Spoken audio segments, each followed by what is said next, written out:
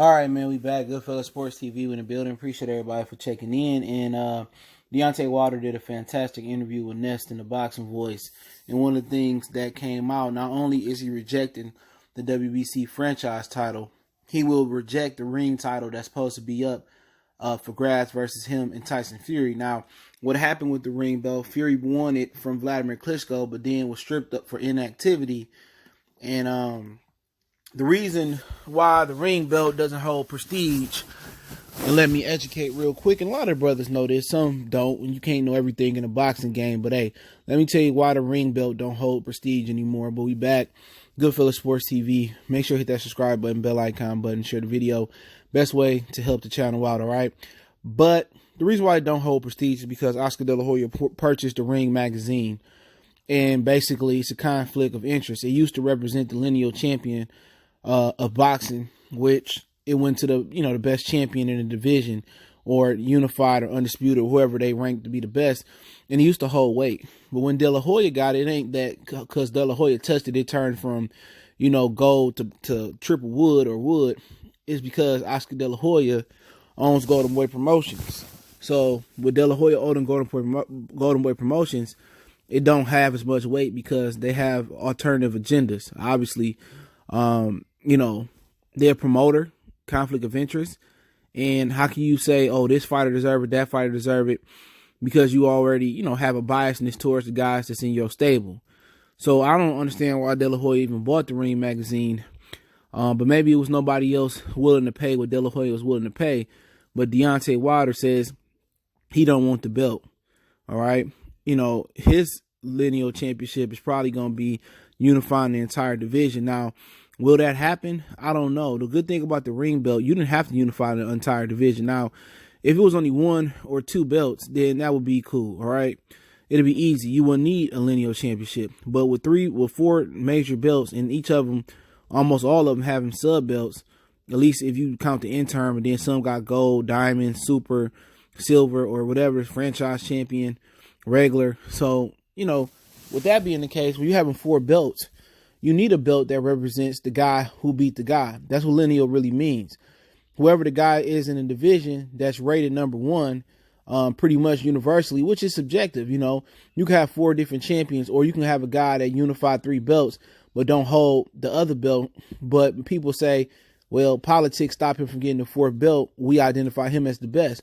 Or you might have a guy that had two belts. He the best. You might have a guy that had one belt that actually beat the guy, but for whatever reason, the guy, unified the division. Let's say Lomachenko unified the division, right? Even though I know this won't happen. He said, you know what? I don't even want to carry the WBC belt. Okay. That's the only belt I want to carry. All right. And he dropped to 3 and he just bangs that lightweight. So let's just say, I don't know, Devin Haney come up and beat him. Devin Haney is not lineal, because he still was the guy who beat the guy, or he was the guy that trumped the division. So Devin Haney comes in and he becomes the guy. All right. So now he carries that lineal. What happened with Donna Stevenson and Chad Dawson? And Donna Stevenson two-piece Chad Dawson, and he became the lineal champion. So that's how I usually go. You don't have to have all 3 or 4 belts, because the guy can drop 3 or 2 of the belts, or all one of the belt, but he's still the lineal champion. But with Oscar De La Hoya having the belt, it don't hold no weight. So that's why you hear people saying, well, the lineal belt don't exist, because now De La Hoya being a promoter, how can he run a sanctioned belt body, or run a lineal belt? You know what I'm saying? And it's conflict of interest. So at the end of the day, Deontay Wilder, if you didn't know, at one point in time was a Golden Boy fighter, like many of Al Heyman fighters. Now I don't know if his relationship with Golden Boy soured over the years. I know De La Hoya has extended the olive branch to Deontay, saying that if he wants to be, promoted better than Al Heyman's promoter, he should come back to Golden Boy. And, Oscar tried to get a lot of those dudes back, but, Oscar De La Hoya, he ain't really a fair guy. Okay. You look at Rashidi Ellis, who just got a huge win over Eddie Gomez in a pointless rematch. And most people don't even know who Rashidi Ellis is. And the reason he ended up on Golden Boy is because he showed up and showed out in sparring versus Canelo years ago, and they failed to promote him. James the Beast Wilson is another brother they saying that's supposed to be like the new Mike Tyson in the way he fight. When have the last time you heard Golden Boy promote him? You look at Lamont Roach. And at the end of the day, Jamel Charlo, they lied to him about getting Canelo, and they gave it to James Kirkland, which in the contract stipulated, and Canelo been having stipulations in his contract that he couldn't use Ann Wolf, allegedly. Okay, so no black fighter should sign with Oscar De La Hoya, to be honest. Okay, he don't treat him right, and at that one point in time, he didn't treat his own kind right. Abner Mara said when he was fighting that Golden Boy, he was sleeping in his car, and obviously Canelo Alvarez ain't happy. So there might be some disdain between Deontay Wilder and Oscar De La Hoya as well.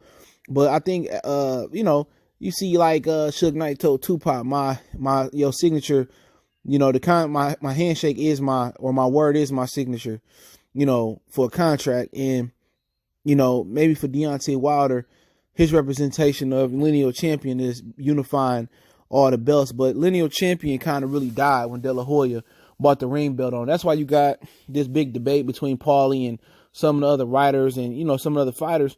What is Lineal now? You know what I'm saying? Lineal is the guy who is the man. But when the Lineal belt went away, you know what I'm saying? When De La Hoya purchased it, then it kind of went away. But it's something that the writers made up.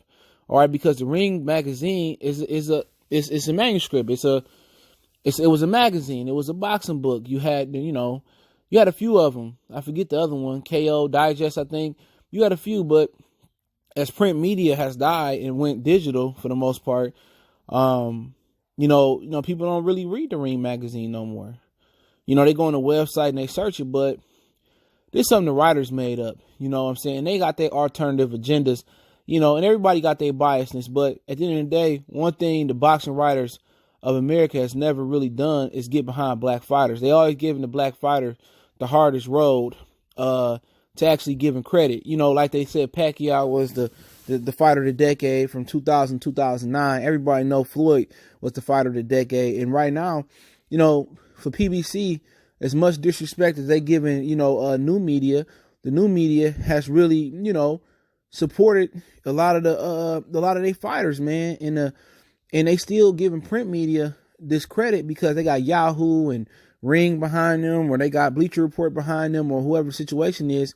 But really, the new media is the ones that's kind of changing the narrative for the fighters. This the same print media wouldn't do nothing for you.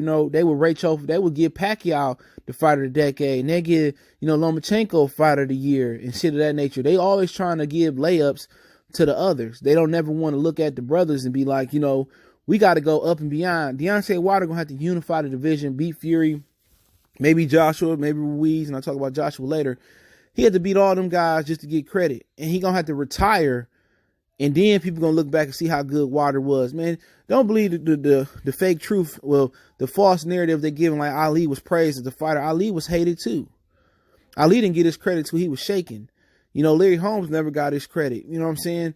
Mike Tyson was praised when he was here, but they give the Klitschko's more credit than they gave a lot of fighters out there. And a lot of these fighters did a lot better than the Klitschko's and fought a lot of better opponents than the Klitschko brothers did. So it's a whole, the new media giving the black fighters credit, okay? They giving fighters who deserve the credit they deserve. The boxing writers, they don't never give our fighters, the black fighters, credit until they retire, broken up, shaken, like Terry Norris or something like that. So, for all the fighters out there, and that's why I don't get into this black power movement in boxing, because these fighters ain't as black as they, as we want them to be. But in that atmosphere or that work environment, it's like you working in a multicultural environment. You can't be pro-black and come in there with a Kunta Kinte shirt with the Black Fist, the Black Panther shirt on. You kind of gotta make the adjustments to the culture that you're working in, and it's the same thing in the boxing thing. So there's no place for pro-blackness in boxing, okay? And not to the hardcore bone, because in the environment you in, until they fully embrace the new media and the black media, then that's not going to change. All right, but hey, it is what it is. Let me know what you guys think. I'll link that interview with Deontay Wilder in the description under source link. So go show the Boxing Voice some love. I've been rocking with them for years. Don't forget, we on Facebook, Instagram, Twitter. Reach out to the email if you have a business question, inquiry, sponsorship, video request. Keep sharing the videos. Want to make a donation? That link subscription. Best way to donate is share the video. And check out our heavyweight playlist. We got a lot of them: boxing news, boxing rumors, NBA, NFL, MMA, the whole nine. One time for the one time. It's your boy CJ Goodfella, Goodfella Sports TV. Appreciate the love, support. Y'all know what the business is, man. and we gone.